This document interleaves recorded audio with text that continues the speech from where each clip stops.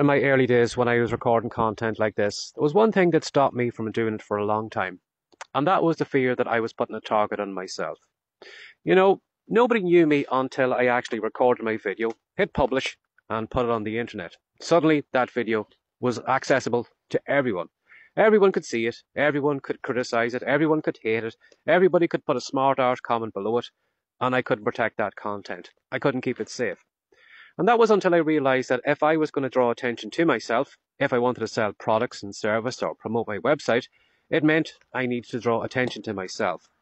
And it's almost like the fame thing. You know, if you want fame, you have to be aware that there are good parts to it and there are bad parts to it. You know, you're going to have the fans, but you're also going to have the stalkers. And what I found was when I put the content out that, yes, there was the odd smart art. Yes, there was people who had too much time on their hands who just wanted to take a pop at me for just no reason, except maybe they were having a bad day. But then I also found that there were people who liked my content, people who shared it, people who bookmarked it, people who put nice comments below it, and people asked me to keep going. And that's what I said to you as well too, is yes, you are going to put a target on your chest as soon as you put your content out there, because it's going to be fair game to anyone. But unfortunately, too many of us focus on the negative part of it. We focus on the negative people that are going to be attracted to it.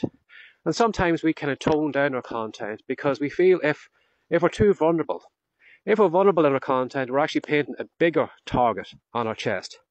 And when we're vulnerable, you know, when somebody criticizes, the more we put of ourselves in that content, the more painful it is.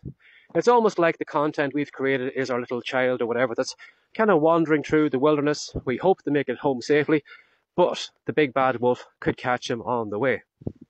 And you will find that, yes, by being vulnerable in your content, it does hurt maybe a little bit more when you do get criticism. But you will find it actually will build a stronger bond with people who are watching it.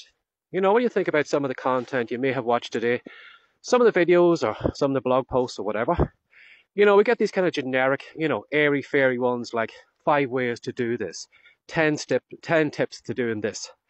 And a lot of that content, you know, after a few seconds you scroll by it, you forgot all about it. And then you come to one of these 2 videos where somebody is telling a really personal story, maybe where they put on a load of weight and suddenly their life became a complete nightmare. Or they're going through some life-threatening situation, or something's gone wrong in their life or whatever. And you watch that video and then that video stays with you like for a day or 2 after. You're thinking to yourself, you know, I wonder how that person's getting on, and I'm so glad that they got through that. And, you know, that video I saw was really an inspiration to me. And that content really stands out.